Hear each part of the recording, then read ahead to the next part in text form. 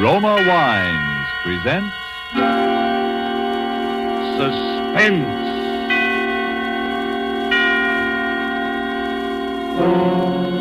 Roma Wines, made in California for enjoyment throughout the world. Salud. Your health, senor. Roma Wines toast the world. The wine for your table is Roma Wine, made in California for enjoyment throughout the world. The Roma Wine Company of Fresno, California welcomes you again to this weekly half hour of Suspense. Tonight from Hollywood, Roma Wines bring you as stars Miss Ida Lupino, currently being seen in Warner Brothers In Our Time, and Mr. Vincent Price of 20th Century Fox, soon to be seen in the Darrell F. Zanuck production Wilson. For the appearance of these two distinguished screen personalities, Lucille Fletcher has written a suspense play that deals with brooding anxiety and sharpening suspicion, played against the severe and forbidding background of the late Victorian era. And so, with Fugue in C minor, and with the performances of Ida Lupino and Vincent Price, we again hope to keep you in suspense.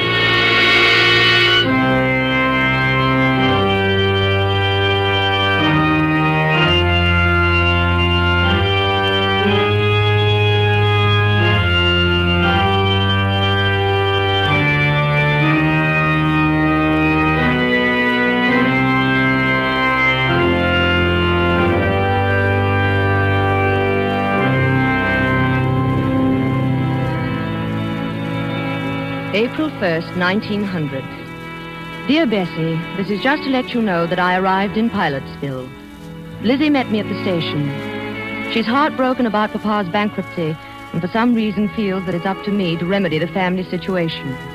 I told her I'd been offered a job, but she swept away that idea in horror. A girl with your looks, Amanda Peabody, doesn't have to get a job.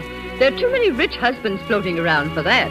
Furthermore, she says she has a rich husband already picked out for me right here in Pilotsville. Don't you remember? I told you about him at Christmas time. He's a Mr. Evans, rich as Croesus, charming, cultured, a lonely widower with two dear little children. And besides that, he's just your type, a real intellectual. You should hear him play the pipe organ. And you know, Bessie, I've met so few interesting men lately. And all you'd have to do is lift your little finger.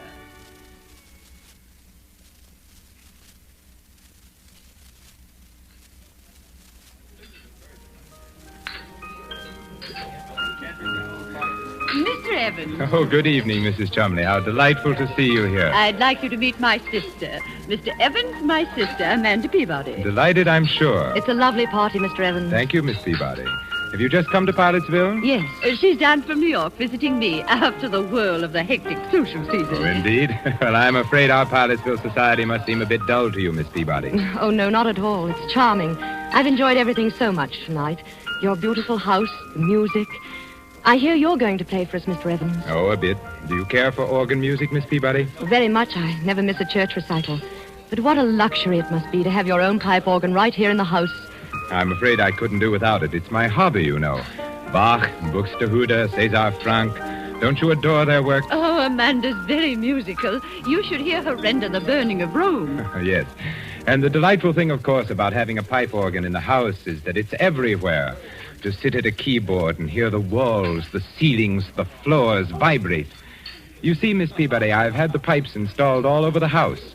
Under this floor, for example, are all the choir stops. Up in the bedroom walls are the stops for the swell manual. In the great 32-foot pedal stops, the giant diapasons are underneath the staircase. My children sleep next door to the echo chamber. So, you see, we live like angels here in a paradise of music. How thrilling. Now, ladies, come upstairs to the second floor landing, won't you? And I'll show you the console. It was made for me in Vienna.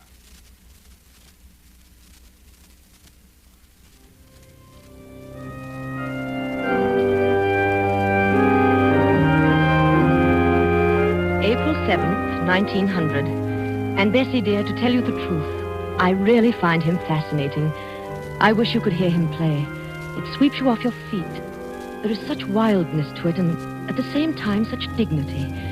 And to hear the sound all through that marvelous house, rolling through those gorgeous rooms with their beautiful tapestries and potted palms. I could sit and listen to him all night. You have the most amazing eyes, Miss Peabody. What are you thinking about? The music.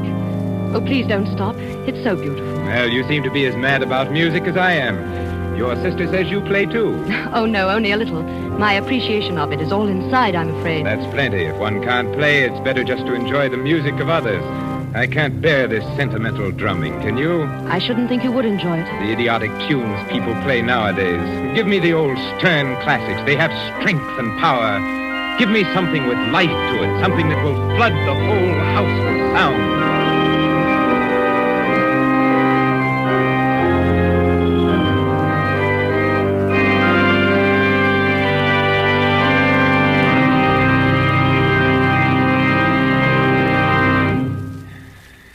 Marvelous.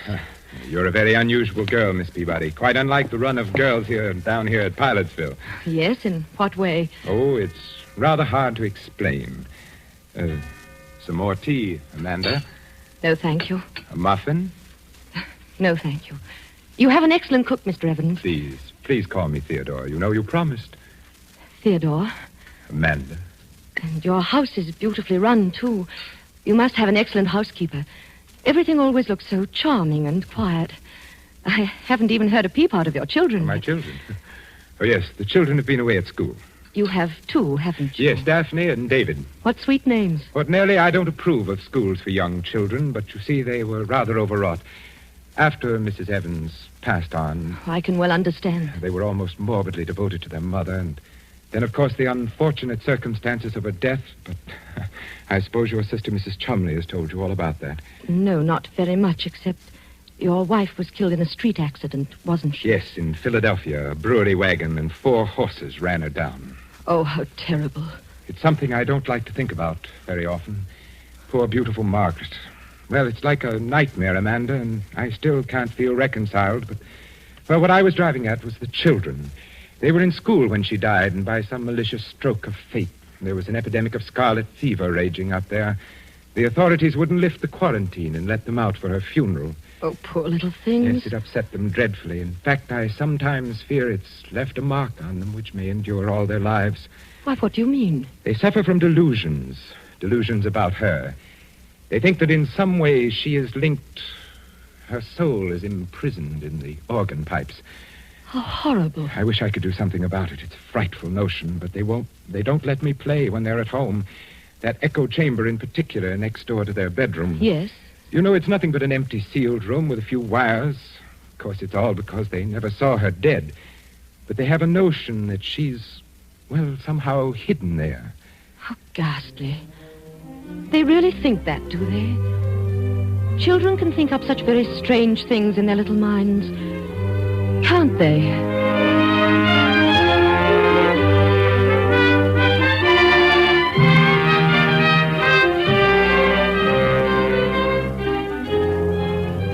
Tonight for Suspense, Roma Wines are bringing you as stars Miss Ida Lupino and Mr. Vincent Price, whom you have heard in the prologue to Fugue in C minor.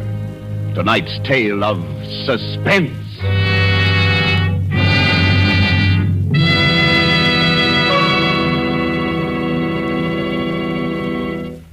Let us look in on another scene for a moment. A smart dinner party at the internationally famous Hotel de Nacional de Cuba in Havana. One of the guests, a world-traveled American, sets down his wine glass and remarks that a truly fine wine always carries the unmistakable flavor of the particular vineyards from which it comes. Well, then, laughs his Cuban host, you must be homesick for California right now. For the wine you are enjoying so much is from America, from California. It is Roma wine. Yes, it's true. Our own wonderful vineyard country in California produces in Roma wines that discriminating people in other lands esteem as an imported delicacy. Yet you here at home can enjoy these distinguished Roma wines for mere pennies a glassful. You pay none of the expensive overseas shipping charges and duties. Daily with your meals or when entertaining or any time, you can delight yourself with the wonderful flavor that comes from age-old wine-making traditions perfected by modern quality controls and tests. Yes, only pennies a glassful for a treat you are certain to enjoy. For remember, Roma wines are America's largest selling wines. Roma, made in California for enjoyment throughout the world. And now it is with pleasure that we bring back to our sound stage Ida Lupino as Amanda Peabody and Vincent Price as Theodore Evans in Fugue in C minor. A tale well calculated to keep you in suspense.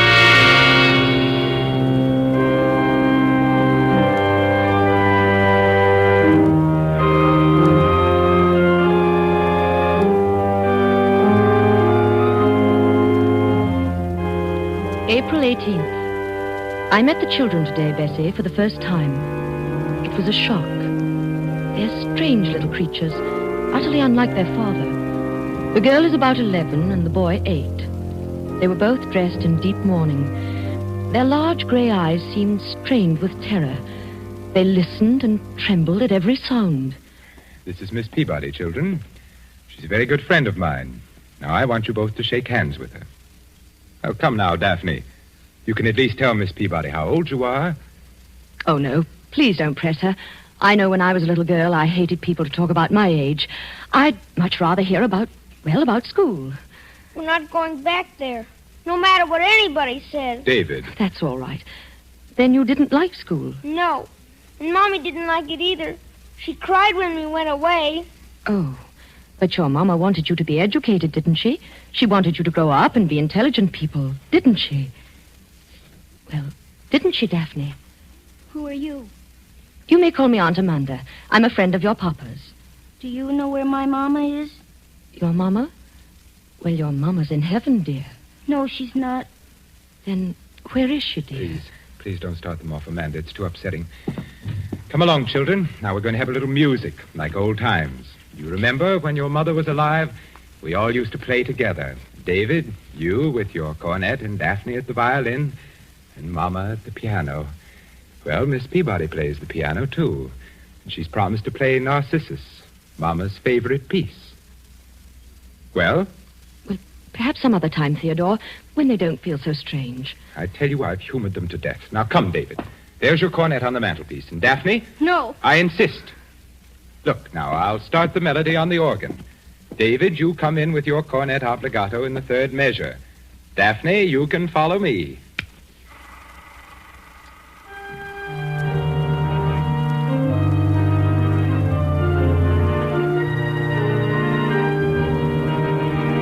What's that? Come along, children. What's that note? It's that note making that funny noise. What note? Oh, you mean that? Oh, that's just a cipher. A wire must have stuck somewhere. One of the pipe valves. It's Mama. That's where Mama is. She's calling for us. Now, don't be silly. I'll just hit the key a few times and it'll stop. You've heard these ciphers before, haven't you, Miss Peabody? Well, I don't know much about pipe organs. It's a common technical occurrence, but very annoying, of course. What is she doing in there?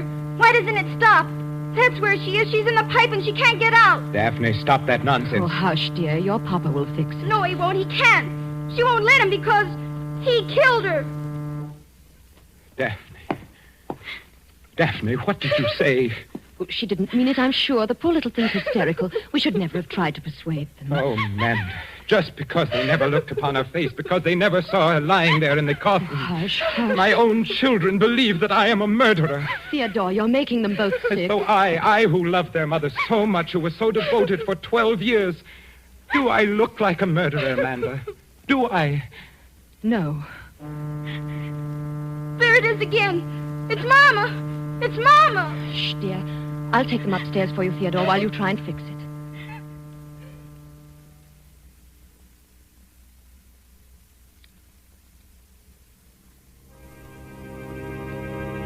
April 24th. Oh, Bessie. Those poor little children. We took them out to the cemetery today to show them her grave. A marble angel guarded it. It was planted with pure white tulips. How final it was and peaceful. And yet they began to tremble again the moment we set foot inside the house. Poor Theodore. The man is nearly out of his mind. What can he do? I keep asking myself that question. She died in Philadelphia, you say? Yes, on May 15th, just a little less than a year ago. You weren't with her? No, she went there to take a piano lesson. There was a new teacher she'd heard about. She was always so self-conscious about her technique. But she never reached his studio. They notified me at midnight from the city morgue. And no one in Philadelphia saw her? No one except the attendants at the morgue, of course, and the people who picked her up after the collision. It was such a brutal accident. There'd been no one from among them who could speak to the children, explain to them? Oh, no. Oh, it's so horrible, so sordid. Oh, I know, my dear. I hate to make you suffer. But if we could find some way, if they could just believe. When you brought her back here to Pilotsville, there was a funeral. Yes. And was there anybody then who saw her? Oh, no, I couldn't bear it, Amanda. I didn't think at the time. She'd been so beautiful, her lovely, sweet, gentle face and her eyes. The horses had completely trembled. Oh. Even if the children had been able to come home, I wouldn't have let them look. The coffin was sealed when I left Philadelphia. I didn't want to see her again myself. But there was a funeral. People came. There were flowers, an undertaker. Yes? Well, if they could believe that, if there was one witness, perhaps my own sister, Lizzie.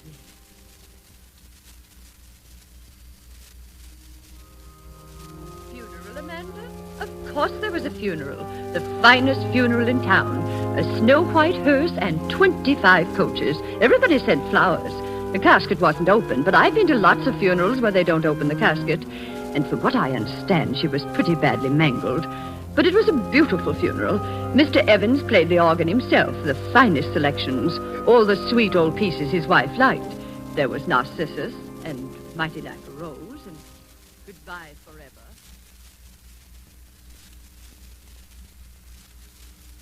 That's the way it was. So you see, David, my sister, Mrs. Chumley, was there. Yes, but how did she know it was Mama? Oh, David. She didn't see Mama, did she? Well, nobody saw your poor Mama, dear. She wouldn't have wanted anyone to see her. Mommy wasn't there. She talks to us every night. She tells us to look for her. Where, dear? In the pipes. But, David, your Mama's dead. She's been dead for nearly a year. Now, you saw her grave out in the cemetery. She's happy and at rest. Why doesn't Papa give us a key? If he'd only let us have it, we could look for her. What key, dear? The keys to the pipes. There's a little door just underneath the stairs. That's where the big pipes are. And inside it's all dark. But there are the tunnels. There's a little room. Go on, dear. That's where she's hiding. That's where Mommy is. That's where Mommy is. Oh, David, darling, now look, come here. No, I hate you. But why do you hate me? Why don't you let me help you? Because... Because what? Because you like him. Him? Papa, you're going to marry him, aren't you? Yes, you are. Tafina says you are. You're going to marry him. Then he'll send us back to school. There'll be no one left to help Mama. Poor Mama will never be left out. Oh, I hate you. I hate you. David, what are you doing here? David, did you strike Miss Peabody? He's sick, Theodore. I'm sure he's very sick. Now go to your room at once. Oh, those dreadful children. I tell you, Amanda, they'll ruin whatever happiness we might have. Theodore, I love you very much. But I couldn't marry you. Not with that child's cry ringing in my head. We've got to help them. Give them that key. Let them go and look in the room where the pipes are. Then they'll see for themselves that there's no ghost. Key? Who told you about a key to that room? The children. The children? Amanda, I'm going to tell you something. Something I've never told to a living soul. It may frighten you. Yes. Margaret was going mad when she died. Oh. No one knew it but me. It ran in her family. I discovered it long after we were married, after the children were born. Otherwise, I'd never have... And now you think the children? I'm afraid so. It was peopling of sound she had, just like them. A fear of the dead's returning. She used to play... What's that? Sounds like the organ. But the motor isn't on. The console was locked when I left. Someone's trying to play. No one but me can touch that instrument. It's forbidden in this house, and the servants are out. Unless those children... Come upstairs, Amanda.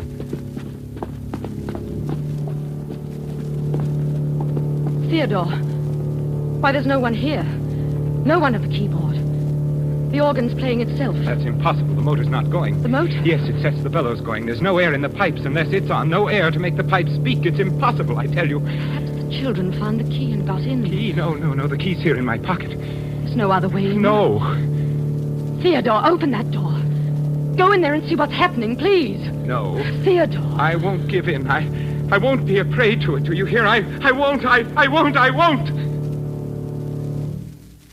Here. It's stopped now. Yes. It was probably nothing but the wind. Theodore, give me the key. I'm not afraid. Are you saying that I am? I don't know. But I'll be fair with you, Theodore. I couldn't marry you and live here with that any more than your children can. What do you mean? Rip out those pipes. Rip out the whole pipe organ. Give it to a church, but don't keep it here. Get rid of it's the not pipe worth it. organ? Yes. But I couldn't. The whole house was built around it. It's been the very soul and spirit of this home. It's been the curse, you mean. Theodore, I know I'd go mad, too, if I had to listen to it night and day. It's so hollow. To think of those pipes so huge down there in the darkness. I'd begin to hear things, too. Oh, here! Be quiet. Be quiet. Come outside. We'll take a walk. No, give me the key. Give me the key. You're hysterical, Amanda. I'm sorry I've overburdened you. Why don't you want to go in there? Is it because you know something? You did something? What do you mean? Did you kill her? Amanda. Very well, Amanda. Here's the key. If that's the way you trust me, we'll go down and look around together. Come now, Amanda. I'm sorry, Theodore. It slipped out. It was a dreadful thing to say. It's all right, I understand. Yet it hurts a little. I've trusted you so completely, Amanda. Theodore. Yes, Amanda? Let's not go in there. I do trust you, darling. I believe everything you've told me. No. This little key. To think it should mean so much. Oh, black it is. Yes, pitch black. And cold. Where are the pipes? I can't see them. Come in further, Amanda. You'll see them as soon as your eyes grow accustomed to the darkness. The biggest pipes pack this well under the great staircase like giants. Oh, yes, I'm beginning to see them now. Shouldn't we go and get a candle? Oh, no. Go in a little further. Be careful. The floor's a maze of wires. Now stand there for a second. Theodore, don't leave me. I won't be long. I thought you said you weren't afraid. No, I'm not only... Where are you going? Just upstairs to play for you. Theodore. I'd like you to hear how the music sounds in the darkness. It's quite an experience being so close to the pipes. You know, narrow, suffocating, especially when I play the great Passacaglia and Fugue of Bach. Oh, Theodore, please. I don't want to stay Perhaps here. one of the Rheinberger symphonies or the great chorales of César Franck. Margaret, of course, preferred Narcissus. Margaret? You're very gullible, Amanda. Then you did kill her. You killed her in this room. And you're going to kill me. Yes, simple, isn't it? But why? I don't Why? know. One gets tired every now and then of mere music. Sometimes the classics demand competition. A scream, for example. There's something so exciting about pulling out all the stops and drowning out all human sound. Have you ever tried to match your voice, Miss Peabody, against the thunderous voice of Bach? It's most effective. And then when the struggle gets weaker, when the air is almost gone and you choke and gasp for breath, to bring the music down softer, softer. Theodore, you're mad. You're mad. Come, Amanda. Would you deny me that pleasure? No. I Help! promise you the concert Help! won't be too long. It takes about 8 hours before the air gives out. But you know, I could play for days. And don't worry about the children. I think you've convinced them about the ghost. What's that? Theodore! Someone shut the door. It's locked and the key's outside. Who's there? Let me out! Let me out! Theodore! Get away from me. Let me out, do you hear? Let me out! Let me out! I can't breathe! I'm suffocating. It's so dark I can't breathe. Let me out, please! Please! I can't breathe. I can't... No, don't. I can't. Let me out. I can't breathe.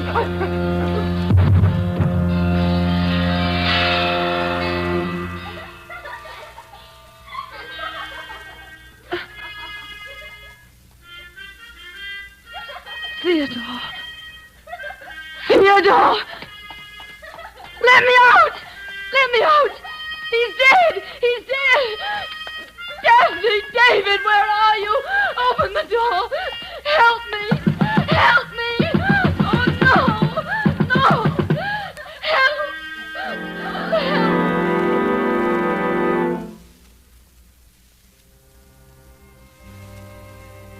1st, 1900.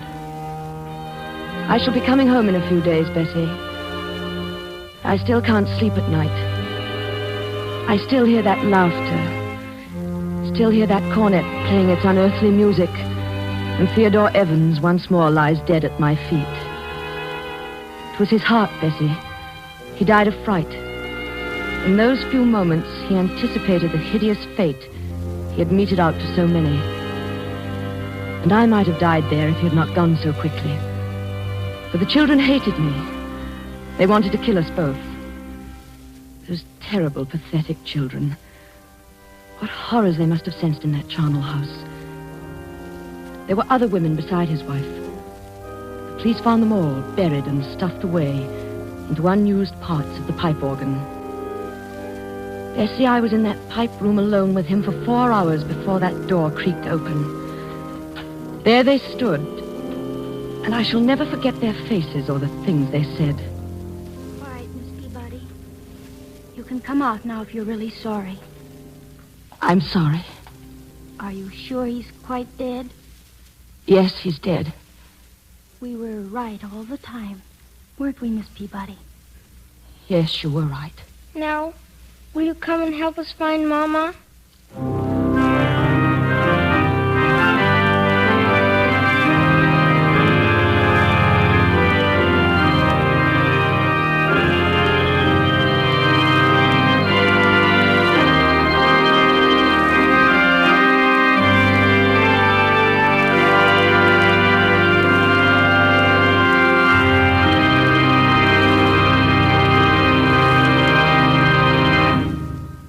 And so closes Fugue in C minor, starring Miss Ida Lupino and Vincent Price. Tonight's tale of Suspense.